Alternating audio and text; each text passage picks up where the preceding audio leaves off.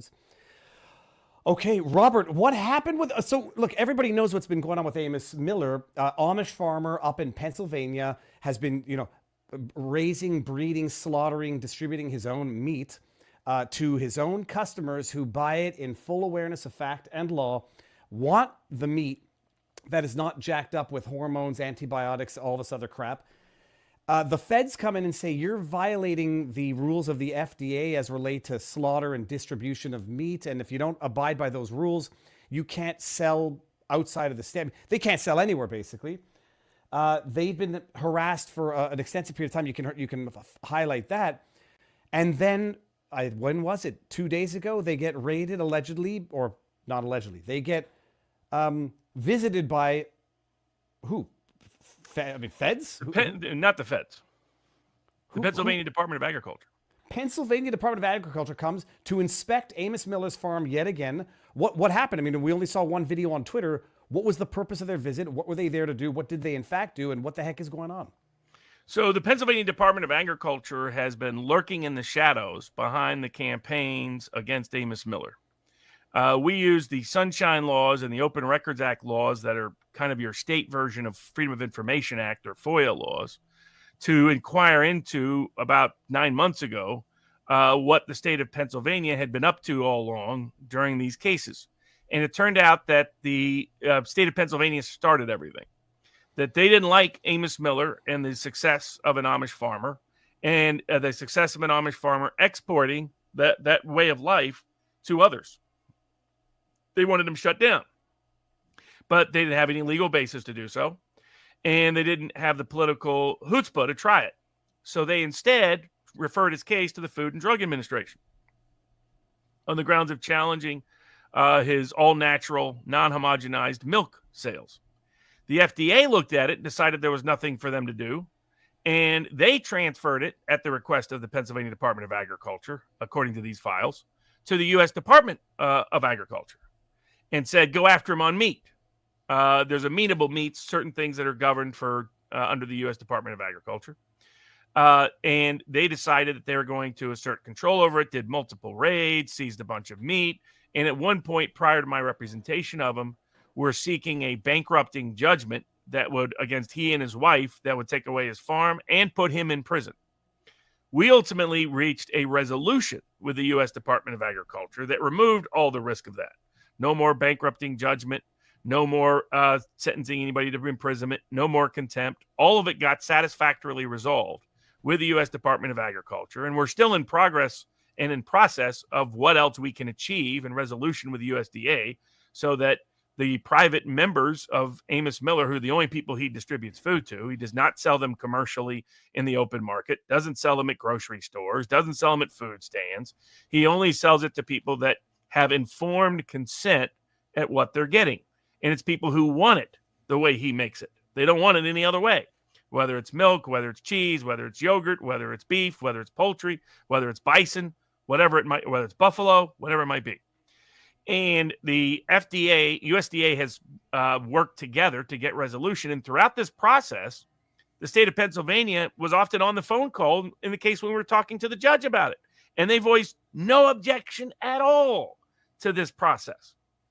So then all of a sudden now what has happened is Amos is being successful, that he's able to get resolution, keep functioning. People continue to support him. People continue to like his product.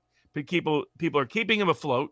And consequently, I think the people at the Pennsylvania Department of Agriculture who have been following these cases in the press, been following me in the press, were unhappy that it looked like Amos would be successful and that more people would get to enjoy the benefits of Amos Miller's extraordinary food. That's the best food I've ever eaten, period. And I've eaten at the greatest restaurants literally in the world. I've never had a better meal than I had at Amos Miller's. And so, and then you look at the Amish. I mean, this is what's really lurking politically in the background. The Amish are an alternative control group. There is who is it out there that isn't inundated with big food controlled by monopolistic corporations? Most Americans still don't know that almost 80 to 90% of the food distributed in America that we eat come from a small number of big corporations who use every kind of fertilizer, every kind of chemical, every kind of additive known to man. They've been wiping out small farmers all across America and consolidating power, whether it's pig farmers or chicken farmers or cattle farmers. And they've been consolidating and monopolizing their power. There was a little glimpse of this when we suddenly had a meat shortage during the pandemic. It's like, how do we have a meat shortage? It's because at any point in these big supply chains, if there's a problem, all of a sudden that 90% of our food goes away. So Thomas Massey is currently trying to pass the Prime Act in Congress to give more power to ordinary farmers to farm the way they want and the way they have traditionally and the way their customers want them to, and more power to the ordinary person to decide what goes in our body.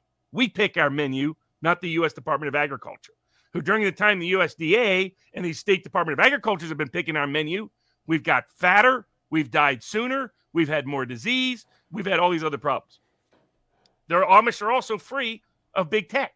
They don't use social media. They're not out there. There's other people that use social media on their behalf, but they don't. Their kids aren't sitting there on TikTok all day long. They are outside the big educational structure. Their kids don't go to public schools. Their kids don't go to Harvard. They don't go to any of those universities. They get educated the same way that their forefathers were educated. And they don't use all the vaccines, all the big pharma. Well, what's happened? We've had a real life control group over the last half century. What happens when you're free of big food? What happens when you're free of big pharma? What happens when you're free of big tech? What happens when you're free of our educational structure? You get healthier, happier people who live longer lives. There has been no autism explosion in the Amish community. There has been no anxiety explosion in the autism community. There has been no depression explosion in the autism community. There has been no self-harm and suicide explosion in the Amish community. There's been no cancer explosion in the Amish community. So this is for the statists and the bureaucrats and the corporate monopolists. This is a blaring signal of how corrupt their system of governance has become of our lives. But I'm going to get to two things I've been pulling up in the backdrop while you talk about this, Robert. It's amazing. First of all, what does the state want from Amos Miller and all of this? Do they want to? They want to destroy the Amish way of life. What made Amos the primary target, and they've lied about this. There were some local Lancaster media publications that were lying about him this week. Great credit to Lancaster Patriot, who covered this extensively, is doing a fundraiser for him because the goal has been to financially freeze him in such a way that he can't function and has to shut down anyway. And it will take too long to get relief or remedy in the process because the Amish don't sue. This is part of the Amish don't sue. The Amish don't seek publicity. This is part of what makes them vulnerable targets. And the Amish as a whole are so disconnected from what's happening in the outside world and are so good faith in how Amos treats everyone like he himself is. So he's very trusting towards these people, tries to engage them, tries to work with them, tries to negotiate with them, and doesn't realize how they're acting in bad faith because in the Amish world, that's kind of foreign to their entire life experience, to their entire lived experience.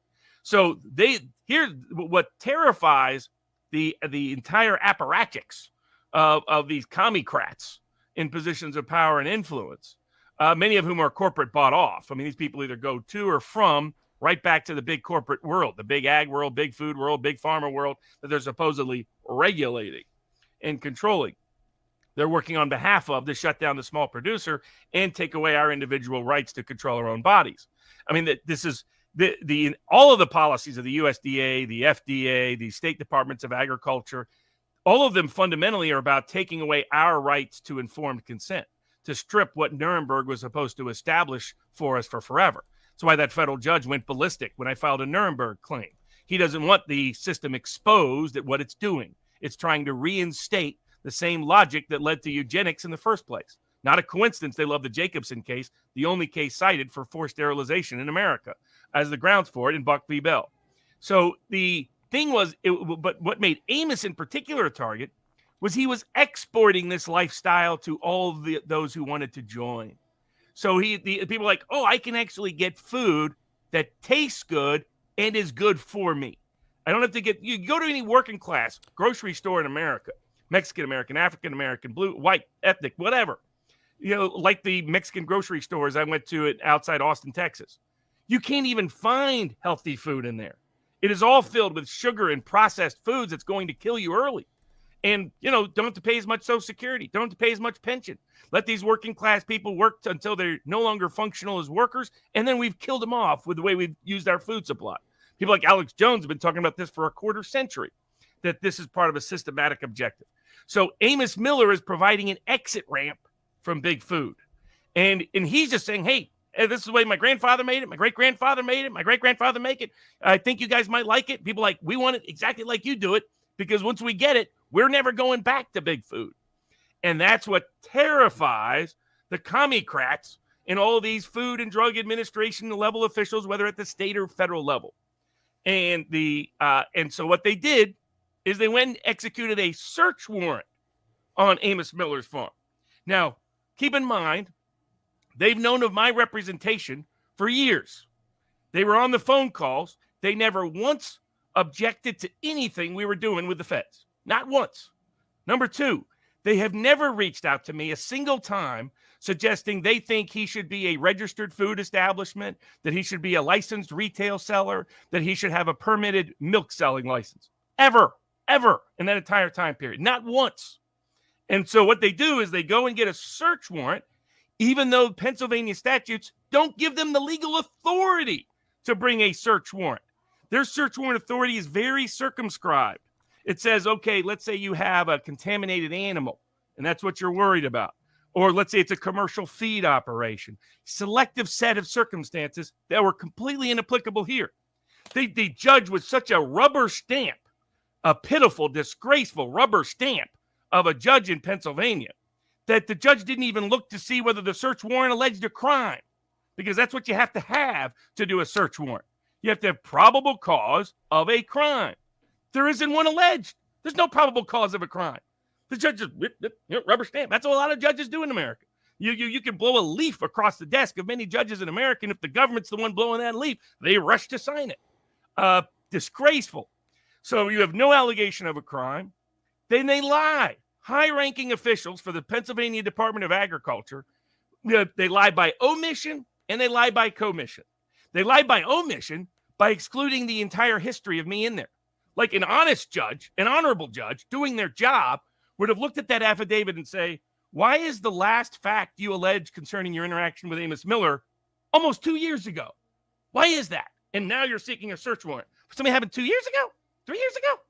Because they had to tell that lie by omitting all of my representation, all of the federal settlements. They would have told a very different story. They would have led a judge to go, oh, hold on. There's no grounds for a search warrant here. One, there's no allegation of a crime. Two, there's no basis of your agency even having the authority to do the search warrant.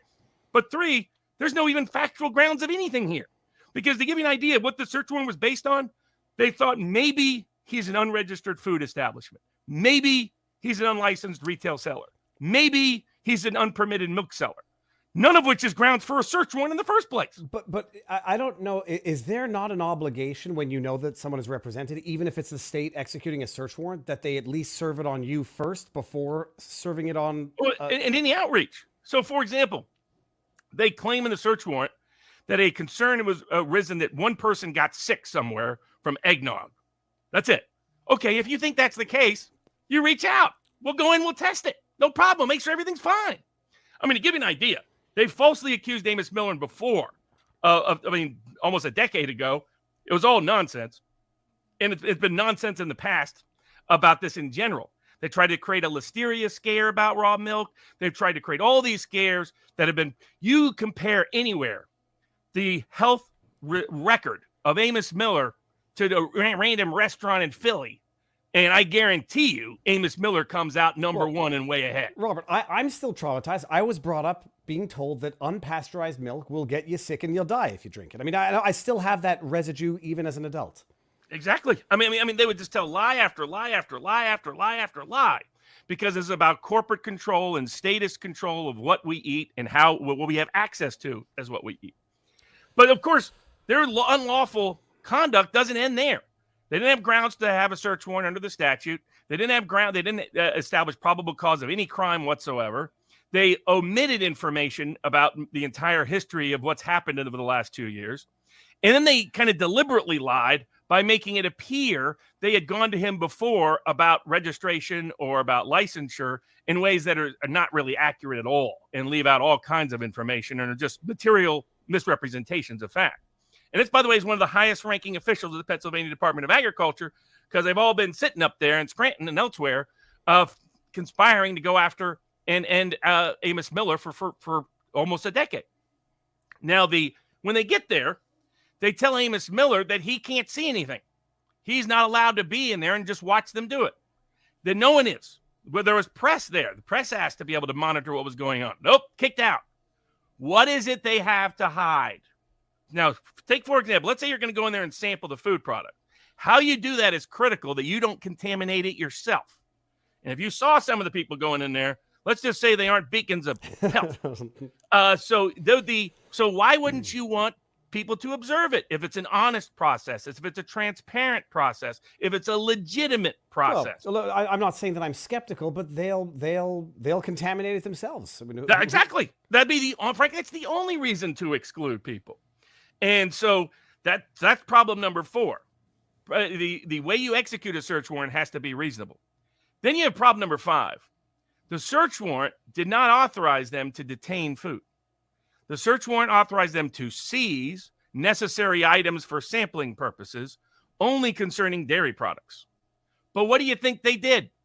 On the way out, they stuck a sign on his door saying he's not allowed to sell anything or do anything or sample anything that was in the freezer. So what does that do? That prohibits him from being able to counter any fake evidence they come up with about sampling the evidence. Again, if you're going to take on this kind of high-profile case, wouldn't you want it to be done with impeccable, unquestionable integrity? They've done it exactly the opposite, because they know this is a guy who's been looked at by everybody under a microscope for a decade, and they can't find anything wrong with his food. They know it. The people love his food. People don't get sick from his food. It's where you get sick, and what's killing you is what Big Ag is telling you to eat. It's what the FDA is telling you to eat on their food pyramid. Get your latest, dumping of processed foods, of foods that, help made by the Rockefeller of the world. So you look at, in fact, they're behind a lot of the processing. That's another story altogether.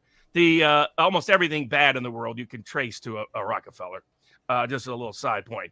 But the detention order is not part of the search warrant. So what they did was a general warrant.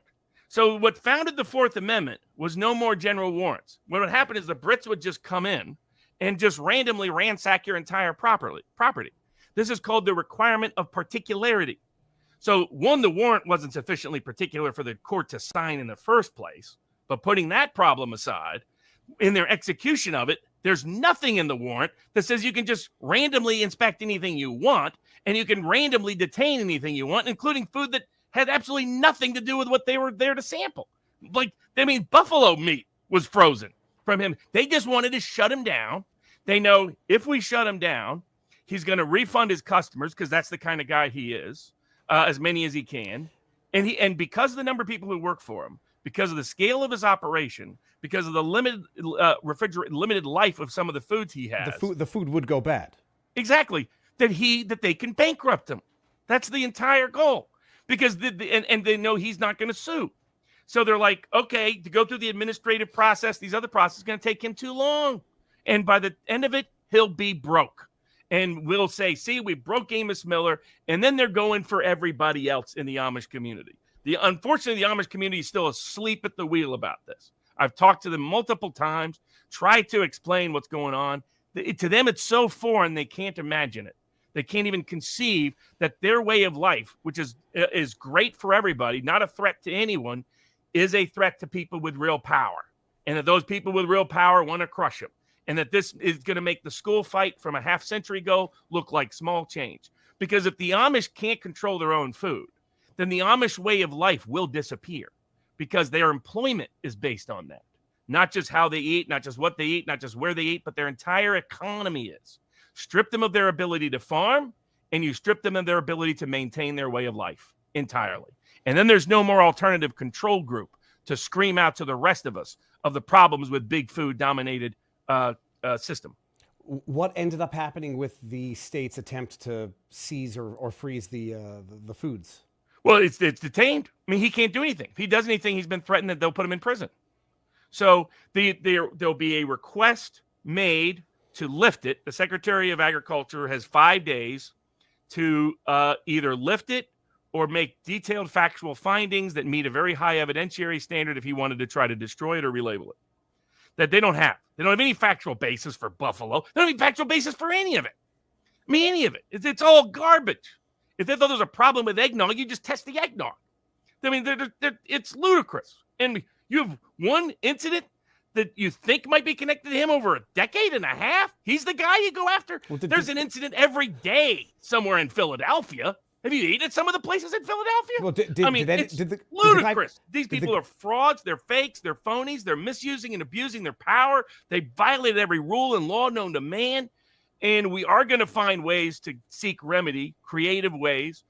There are customers that may have a right to sue because they have a possessory property interest as members of his association in that food that was unlawfully and illegally detained. So if they don't release it, we will be bringing civil rights suits related thereto on their behalf, because that doesn't require Amos be a named plaintiff.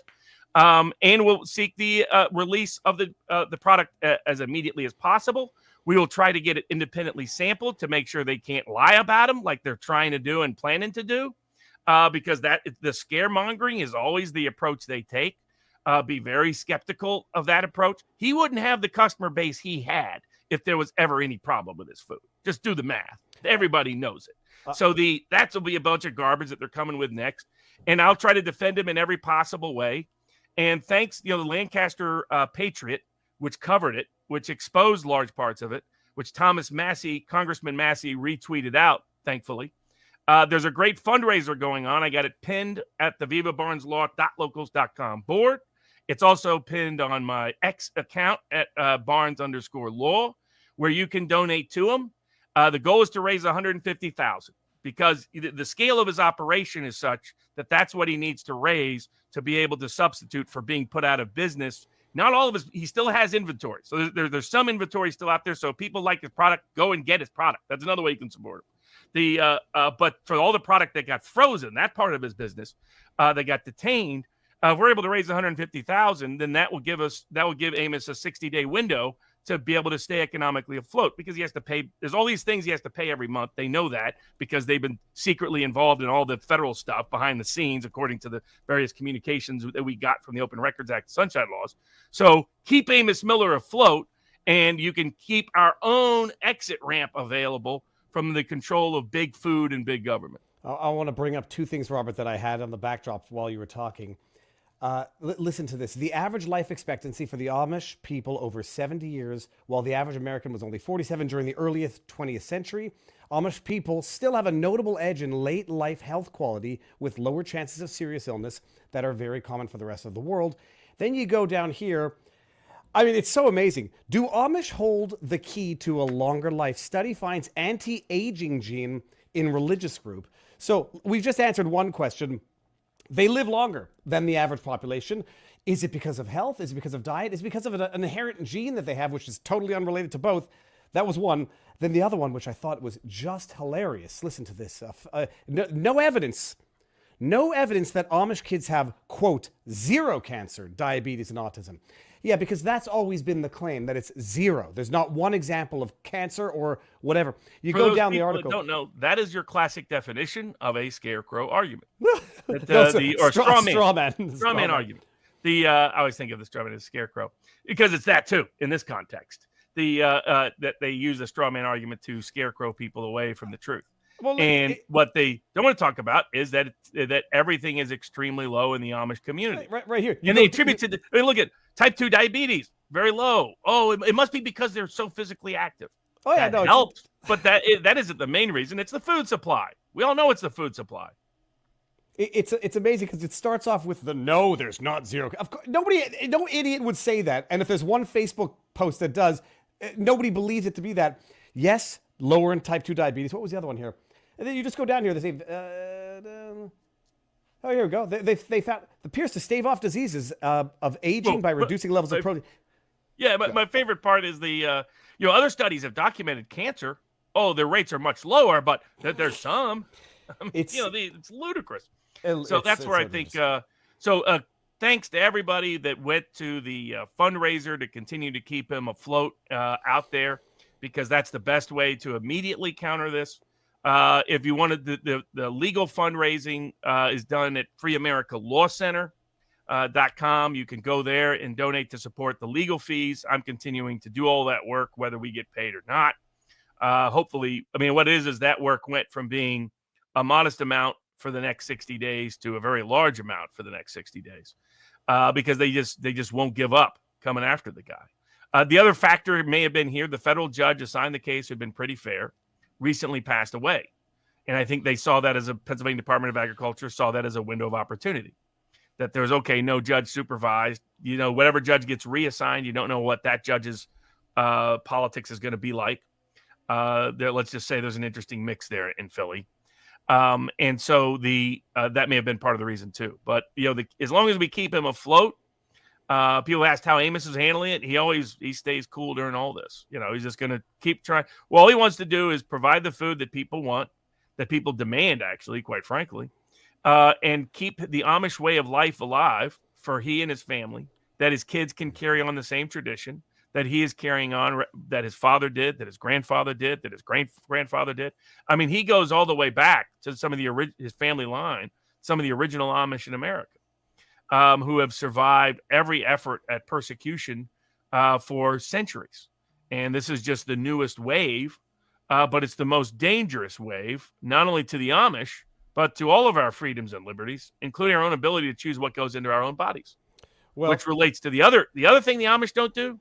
They don't take a whole lot of vaccines. Well, but Robert, the fact check said that vaccination is quite common. I guess certain types of vaccination is not the number of vaccines.